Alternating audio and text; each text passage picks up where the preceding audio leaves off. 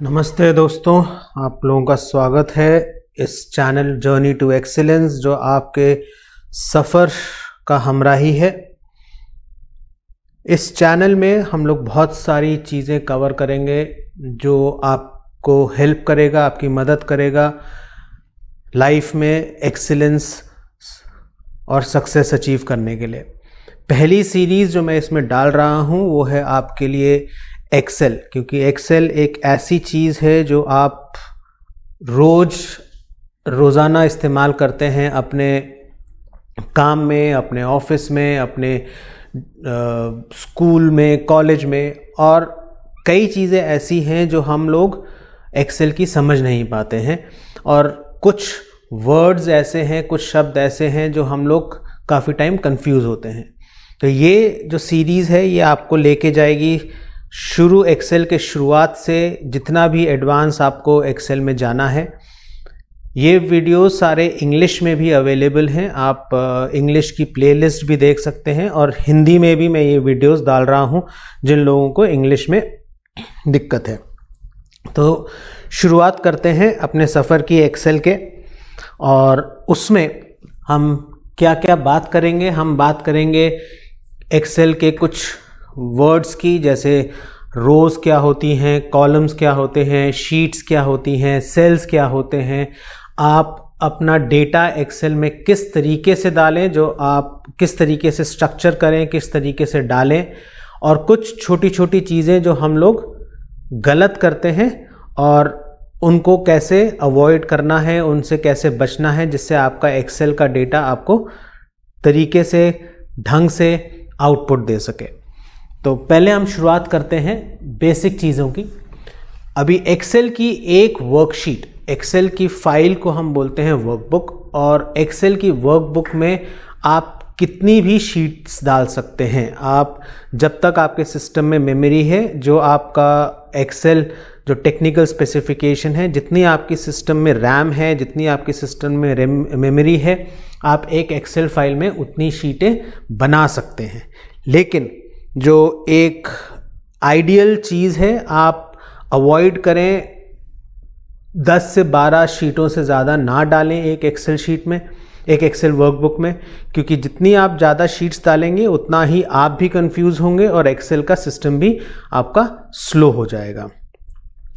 तो अभी उसमें हम जब बात करते हैं एक्सेल की एक शीट का, एक शीट में एक्सेल के आपके 1,48,000 के करीब रोज़ होती हैं, और 65,536 के करीब आपकी कॉलम्स होते हैं। अब ये रोज़ क्या होती हैं? जो आप ये नंबर्स देख रहे हैं 1, 2, 3, ये आपकी रोज़ होती हैं, और जो आप ऊपर टॉप पे देख रहे हैं ABCD, ये आपके कॉलम्स होते हैं। और जहाँ पे ये दोनों मिलते हैं, एक रो और एक कॉलम जहाँ पे मिलते हैं, वो क्रिएट करता है, वो बनाता है एक सेल। जैसे मैंने ये हाईलाइट किया है, इसको हम बोलते हैं सेल। ये आपका एक सेल होता है। अब हम जो काम करते हैं एक्सेल में, हम हमेशा इन सेल्स में काम करते हैं। जो भी हम नंबर डालेंगे, जैसे आप देख रहे हैं मैंने यहाँ पे कॉस्ट प्राइस डाली है, जो नंबर्स हैं वो आप सेल में डालेंगे। हर एक सेल का एक नाम होता है जिसको हम बोलते हैं सेल रेफरेंस। तो वो कॉम्बिनेशन होता है आपका कॉलम का नाम, जिस भी कॉलम में आप काम कर रहे हैं, और जिस भी आप रो में काम कर रहे हैं, उसको हम बोलते हैं सेल रेफरेंस। जैसे ये जो मैंने सेल को हाईलाइट किया है, जिस सेल को मैंने सेलेक्ट किया है, उसका रेफरेंस है D5। आप वो रेफरेंस यहाँ पे भी देख सकते हैं। पूरा वीडियो एंड तक देखें और आप समझेंगे कि हम इस रेफरेंस को कैसे यूज़ करते हैं अलग अलग तरीके के लिए, अलग अलग फॉर्मूलाज और फंक्शन डालने के लिए। एक्सेल हम इस्तेमाल करते हैं मेनली कैलकुलेशन के लिए, डेटा का एनालिसिस करने के लिए। तो लेकिन उससे पहले हमको एक्सेल में जो डेटा डालना है वो समझना है कि हमको कैसे डालना है। अगर आप कोई भी नंबर डेटा डाल रहे हैं, तो जैसे अब ये कॉस्ट प्राइस है, आप ये हम इसको बोलते हैं टेक्स्ट डेटा। इस डेटा के ऊपर आप कोई भी कैलकुलेशन नहीं कर सकते। अगर आप ये देख रहे हैं 2, ये आपकी कॉस्ट प्राइस है, ये एक नंबर वैल्यू है। सेल्स प्राइस आपकी एक नंबर वैल्यू है। ये जो है ये आप जो है इसको लेके आप कोई भी कैलकुलेशन कर सकते हैं। और फिर हम इसमें डालते हैं एक और टाइप का डेटा होता है जिसको हम बोलते हैं डेट डेटा, तारीख का डेटा। अब तारीख आप जब डालते हैं तो आपको 2 चीज़ें इसमें ख्याल में रखनी है कि एक चीज़ आपको ख्याल में जो मेन रखनी है कि आपका जो डेट का फॉर्मेट है, आप किस तरीके से डेट एंटर करेंगे। तो आप अपने सिस्टम की डेट का फॉर्मेट देखिए। अगर आपकी सिस्टम की डेट का फॉर्मेट है DD, दैट इज डेट, फिर मंथ और फिर ईयर, तो आप एक्सेल के सेल में भी उसी फॉर्मेट में डेट डालेंगे। और जब भी आप डेट डालेंगे वो हमेशा सेल के राइट हैंड साइड में होगी। जब भी आप टेक्स्ट डालेंगे वो हमेशा सेल के लेफ्ट हैंड साइड में होगी। और जब भी आप कोई नंबर डालेंगे वो सेल के हमेशा राइट हैंड साइड में होगा। ये सब चीज़ें, छोटी छोटी चीज़ें आपको ध्यान में रखनी है। अगर मैं ये डेट डालता हूँ 10/15/2023, तो ये आपकी डेट गलत डेट है क्योंकि ये आपकी लेफ्ट हैंड साइड में है। क्योंकि आपकी डेट का फॉर्मेट, जो सिस्टम का डेट फॉर्मेट है, वो यूके स्टाइल से है, लेकिन आपने डेट जो एंटर करी है वो यूएस से है। ये हम आगे के वीडियोस में देखेंगे कि हम ये डेट फॉर्मेट कैसे चेंज कर सकते हैं, जब हम डेट्स के बारे में और डिटेल में बात करेंगे। अब आपकी कॉस्ट प्राइस जो है आपको दिखाना है कि कौन सी करेंसी में है। जैसे अब इंडिया में हम इंडियन रुपीस दिखाते हैं, तो इसमें आप INR नहीं टाइप करेंगे। जैसे अगर आपने INR टाइप कर दिया तो ये गलत हो जाएगा। गलत क्यों हो जाएगा? क्योंकि आप इस पर कोई भी कैलकुलेशन नहीं कर सकते। तो इसीलिए हम लोग क्या करते हैं, हम इस कॉलम को, कॉलम D जो है जिसमें हमने कॉस्ट प्राइस डाली है, हम उसको फॉर्मेट करेंगे जो फॉर्मेट हमको चाहिए, जिस करेंसी में हमको फॉर्मेट चाहिए। तो आप इसको सिलेक्ट करेंगे, हाईलाइट करेंगे और आपके होम टैब पे आप देखेंगे एक नंबर पैनल आता है। नंबर पैनल में आप या तो ये छोटा एक शॉर्टकट है जहाँ पे अकाउंटिंग एंड नंबर फॉर्मेट आप देख सकते हैं। अभी आपको इसमें करेंसी हमको इंडियन रुपीस नहीं दिख रही है, तो आप मोर अकाउंटिंग फॉर्मेट में जाके आप Indian rupees select, INR select कर सकते हैं या इंडियन रुपीस का सिंबल सिलेक्ट कर सकते हैं। तो अगर आप स्क्रॉल करेंगे नीचे, जैसे आप देख रहे हैं मैं कर रहा हूं, तो आप देखेंगे कि मैं इसमें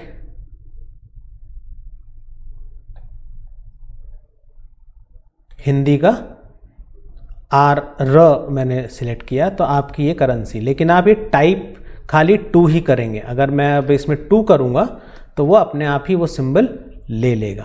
आप ये टाइप करने से पहले भी फॉर्मेट कर सकते हैं। जैसे मैं अगले सेल में, अगर आपको अगले सेल में सेम फॉर्मेट चाहिए तो आप ये सिलेक्ट करिए लास्ट सेल और फॉर्मेट पेंटर में जाइए। होम टैब में फॉर्मेट पेंटर होता है और आप उसको उस सेल के ऊपर क्लिक कर दीजिए। ये एक ब्रश की तरह आता है। तो अब जो भी फॉर्मेट आपका ऊपर वाले सेल पे है या किसी और सेल में है वो आप इधर कॉपी कर सकते हैं। ज़रूरी नहीं है कि आप एक सेल में कॉपी करें, आप ज़्यादा सेल्स में भी कॉपी कर सकते हैं।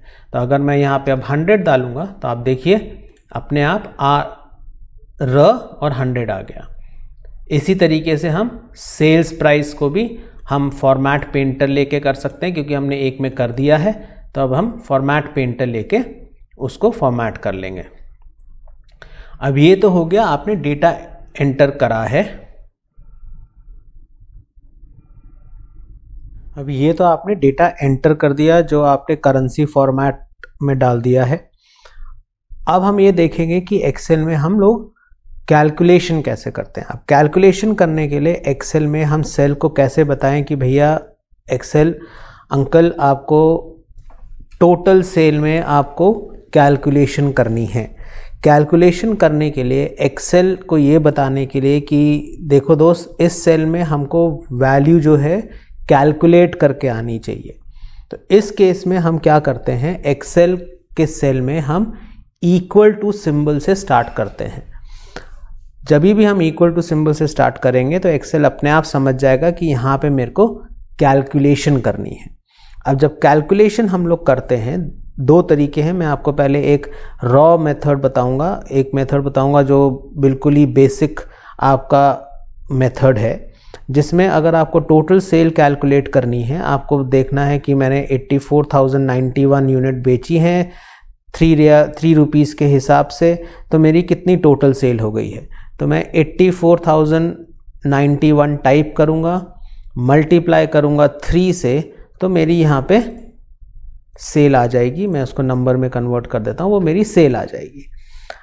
लेकिन अब अगर मैं एक्सेल यूज़ कर रहे हैं हम लोग, तो कोई फ़ायदा है ऐसे करने का? आपको हर सेल में, हर रो में जाके आपको फॉर्मूला वापस लिखना पड़ेगा। अब जैसे नेक्स्ट रो के लिए आप 1,81,85,8,563 है, तो आप वापस टाइप करेंगे मल्टीप्लाई, अब देखिए मैंने गलती कर दी थी इसमें, मल्टीप्लाई बाय 25 करेंगे तो आपका ये आंसर आ जाएगा। लेकिन कितने सेल में आप करेंगे? यहाँ तो मेरे पास 4-5 रोज हैं तो मैं कर सकता हूँ। अगर आपको याद होगा तो मैंने आपको शुरू में, वीडियो के शुरू में बताया था कि हम सेल रेफरेंस यूज़ करते हैं। सेल रेफरेंस का फ़ायदा ये होता है कि आपकी जो भी वैल्यू है सेल रेफरेंस अपने आप चेंज कर लेता है फॉर्मूला में। तो अगर हम इक्वल टू टाइप करें, हमको क्या करना है, total item sale, total item sold, तो ये F5 सेल में मेरा आइटम सोल्ड है। इसको मैंने एक्सेल को बोला इसको मल्टीप्लाई करो सेल प्राइस के साथ जो हमारे E5 में है। तो मेरा सेल रेफरेंस F5 और E5 हो गया और मैं एंटर करूंगा। और इसका फ़ायदा ये होगा, मैं इसको आगे कॉपी कर सकता हूं। तो अगर आप देखेंगे तो इस रो में G5 में, सेल नंबर G5 में मेरा फॉर्मूला बनता है F5 मल्टीप्लाइड बाय E5। अब जैसे जैसे मैं इसको कॉपी कर रहा हूँ, जैसे ही मैंने उसको ड्रैग किया, नीचे कॉपी किया, मेरा सेल रेफरेंस ऑटोमेटिकली चेंज हो गया F6 मल्टीप्लाइड बाय E6। इसी तरीके से F7 मल्टीप्लाइड बाय E7। तो इस तरीके से आप इस फॉर्मूला को कहीं भी कॉपी कर सकते हैं। इसका एक फ़ायदा और होता है, अगर आपने 3 रुपीज़ की जगह मैंने इसको 5 रुपीज़ कर दिया तो मेरा टोटल सेल ऑटोमेटिकली चेंज हो जाएगी। जब भी हम फॉर्मूलाज लिखते हैं, पहली चीज़ याद रखिए, हमेशा इक्वल टू सिंबल से स्टार्ट कीजिए। आप प्लस और माइनस भी यूज़ कर सकते हैं, लेकिन हम वो अवॉइड करते हैं, क्योंकि अगर आप प्लस और माइनस यूज़ करेंगे तो उस केस में क्या होगा, उस केस में वो प्लस और माइनस आपका मैथमेटिक्स फंडामेंटल ले लेगा, plus minus is minus, minus minus plus, वो वाला फंडामेंटल लेके आपका कैलकुलेशन करेगा। अब जैसे मेरे को प्रॉफिट कैलकुलेट करना है, अब एक्सेल में आप जब कैलकुलेशन कर रहे हैं तो आपको अपने स्कूल के दिनों में वापस जाइए और आपको एक रूल याद होगा, BODMAS, bracket, operation, division, multiplication, addition, subtraction. That is पहले ब्रैकेट होगा, फिर ऑपरेशन, दैट इज अगर आपका अंडर रूट है, स्क्वायर रूट है, फिर डिवाइड होगा, फिर मल्टीप्लिकेशन होगा, फिर एडिशन होगा, फिर सब्ट्रैक्शन होगा। हमको प्रॉफिट कैलकुलेट करना है तो हमारा प्रॉफिट होगा कॉस्ट प्राइस जो है हमारी, मल्टीप्लाइड बाय आइटम सोल्ड, ये तो हमारी कॉस्ट प्राइस हो गई, और हमारी सेलिंग प्राइस हो, हमारा sales price multiplied by item sold, ये हमारा सेल आइटम सोल्ड की टोटल सेल आ गई। तो हमारा प्रॉफिट होगा total sales minus the cost price. तो हम इसको कैसे कर सकते हैं, हम इसमें लिख सकते हैं ब्रैकेट खोल के, इक्वल टू ब्रैकेट खोल के आइटम सोल्ड, जो हमने जितना आइटम हमने बेचे हैं, मल्टीप्लाइड बाय जो हमारी सेलिंग प्राइस है, उसमें से हम क्या करेंगे, जो हमने आइटम सेल किए हैं मल्टीप्लाइड बाय जितने में हमने खरीदे हैं कॉस्ट प्राइस, जब माइनस करेंगे तो हमको प्रॉफिट आ जाएगा। तो आप देखिए ये हमको प्रॉफिट आ गया। तो इतना हमको इस आइटम पे प्रॉफिट हुआ है। अभी आप देखिए ये मेरा पूरा डेटा नहीं दिखा रहा है क्योंकि मेरा नंबर्स जो है बढ़ गए हैं सेल के साइज से। तो अगर आपको सेल का साइज़ इंक्रीज़ करना है, कॉलम का साइज़ इंक्रीज़ करना है, तो आप कॉलम हेडिंग जो है ऊपर H, उस पर डबल क्लिक करेंगे तो आपको पूरा वैल्यू दिखा देगा। तो घबराइए मत अगर आपको वहाँ पे हैश हैश सिंबल दिखा रहा है, तो वो खाली इसलिए क्योंकि वो वहाँ पे फिट नहीं हो रहा है। ये था बेसिक। अभी इसमें आपको कुछ फॉर्मूलाज ऐसे हैं जो एक्सेल में ऑलरेडी हैं, फंक्शन जो हैं वो ऑलरेडी अवेलेबल हैं। जैसे आपने कॉस्ट प्राइस का टोटल करना है, या ये बोलिए आपने टोटल सेल्स का टोटल करना है, तो आप क्या कर सकते हैं, आप टोटल सेल्स के नीचे क्लिक कीजिए, होम टैब में आपको ऑटो सम, लास्ट में एडिटिंग में आपको ऑटो सम दिखेगा, उसमें सम कीजिए। अब सम फंक्शन, सम जो है फंक्शन है, फंक्शन मतलब वो एक्सेल के अंदर ऑलरेडी अवेलेबल है, तो आपको उसके लिए टोटल करने की ज़रूरत नहीं है, आपको कुछ करने की ज़रूरत नहीं है। आप खाली वो फंक्शन यूज़ कीजिए और यहाँ पे देखेंगे इक्वल टू सम G5, यानी हम एक्सेल को बोल रहे हैं दोस्त G5 से लेके G10 तक जितनी भी वैल्यूज़ हैं उनका टोटल कर दे, तो वो हमारे लिए टोटल कर लेगा। अगर हमको एवरेज निकालनी है तो हम उसी तरीके से अगली रो में जाके एवरेज, और हम सेलेक्ट कर लेंगे जिन सेल्स की हमको एवरेज चाहिए। इसी तरीके से मैक्सिमम, अगर सबसे ज़्यादा हमको निकालना है तो ऑटो सम के अंदर मैक्स करके फंक्शन होता है, हम मैक्स करेंगे। बस इसमें ख्याल ये रखना है कि कौन से सेल आप सिलेक्ट कर रहे हैं। अब जैसे अगर हमको मिनिमम देखना है तो अभी ऑटो सम में जाके आप मिन सिलेक्ट कीजिए। अभी मिन में उसने क्या किया है, जो उसके ऊपर वाली 3 रोज़ हैं जिनमें नंबर्स हैं उसने वो ले लिया। हमको वो नहीं चाहिए, हमको टोटल सेल्स जो हमने 5 आइटम जो हमने बेचे हैं उनकी चाहिए, तो हम मिन सिलेक्ट कर लेंगे। ये जो है आपका बेसिक चीज़ें जो आपको ध्यान में रखनी है। एक तो डेट आपने कैसे डालनी है, आपने नंबर को कैसे फॉर्मेट करना है, अगर आपको करेंसी चाहिए उसमें आपको फॉर्मूला कैसे लिखना है जिसमें आप सेल रेफरेंस यूज़ करेंगे, आप फिक्स्ड वैल्यू नहीं डालेंगे। अगर आप 84,091 मल्टीप्लाइड बाय 5 या मल्टीप्लाइड बाय 2 करेंगे तो वो फिक्स्ड वैल्यू हो जाता है, क्योंकि फिक्स्ड वैल्यू से आप फॉर्मूला को आगे कॉपी नहीं कर सकते हैं। एक्सेल शीट को हम ज़्यादा डेकोरेशन में नहीं मानते, लेकिन अगर आपको करना है, जैसे अब ये आपके मेसर्स दून ट्रेडर्स कॉरपोरेशन जो है, ये आपको चाहिए एज अ हेडिंग पूरी शीट की, तो मैं इसको सिलेक्ट करूँगा B से लेके H तक और इसको मैं मर्ज कर दूँगा, तो वो आपका ऐसे आ जाएगा। फिर आप इनको हाईलाइट कर सकते हैं। अब आप इनको मर्ज नहीं करेंगे, आप इनको सेंटर में अलाइन कर देंगे। तो मेरे को पूरा भरोसा है कि ये आप इसको बोल्ड कर सकते हैं, आप इसका साइज़ चेंज कर सकते हैं। नॉर्मल फॉर्मेटिंग जो है उन सब चीज़ों को हम अवॉइड करेंगे इसमें, इस वीडियो में, क्योंकि एक्सेल में हमको डेटा, सीरियस डेटा चाहिए होता है जिसमें हमारी वैल्यूज़, प्रॉपर वैल्यूज़ हों। बाकी आप फॉर्मेटिंग जो है आप एक्सप्लोर कीजिए। मैं जैसे अगर आपने इसको पीछे बैकग्राउंड कलर देना है तो आप उस सेल को सिलेक्ट कीजिए, आप फॉर्मेट ऑप्शन में फ़ॉन्ट में जाइए, फिल कलर दे दीजिए, कोई भी कलर आपकी मर्ज़ी का आप दे सकते हैं। टेक्स्ट का कलर चेंज करना है, आप टेक्स्ट का कलर चेंज कर दीजिए। जैसे मैं वाइट दे रहा हूँ, इसको बोल्ड करना है, अंडरलाइन करना है, आइटैलिक्स करना है। तो ये सब चीज़ें आप नॉर्मली जैसे हम वर्ड वगैरह में करते हैं, आप एक्सेल में भी कर सकते हैं। अभी जैसे टोटल सेल्स जो है ये, और टोटल सेल्स कॉलम में आपका टोटल वगैरह करेंसी नहीं आ रहा है, तो अगर आप वापस करना चाहें वापस कर सकते हैं। होम टैब में जाके अकाउंटिंग में ले, या आपने already currency symbol sales price में और कॉस्ट प्राइस में डाल रखा है, किसी भी एक कॉलम को सिलेक्ट कीजिए, फॉर्मेट पेंटर यूज़ कीजिए और सिलेक्ट कर लीजिए। अभी वो बड़ा हो गया, तो अब डबल क्लिक करेंगे तो वो पूरी वैल्यू आपको दिख जाएगी। तो इस तरीके से हम एक्सेल की जो छोटी छोटी चीज़ें हैं उनसे वो हमने समझी हैं। आप चैनल को सब्सक्राइब कीजिए, वीडियो को लाइक कीजिए, और आगे इसी चैनल पे आपको और भी बहुत ज़्यादा यूज़फुल वीडियोस मिलेंगे जिसमें आप अपने एक्सेल की जो स्किल्स हैं वो और भी ज़्यादा अच्छे से यूज़ कर सकेंगे, और आप एक्सेल जो है एक एज अ प्रोफेशनल आप इस्तेमाल कर सकेंगे। थैंक यू आप लोगों के टाइम के लिए। चैनल को सब्सक्राइब कीजिए और वीडियोस के लिए नोटिफिकेशन बटन को क्लिक करना ना भूलें और जितना हो सके इतना ये शेयर कीजिए, जिससे ज़्यादा से ज़्यादा लोग इस चीज़ का फ़ायदा उठा सकें। अभी के लिए थैंक यू और मिलते हैं अगले वीडियो में।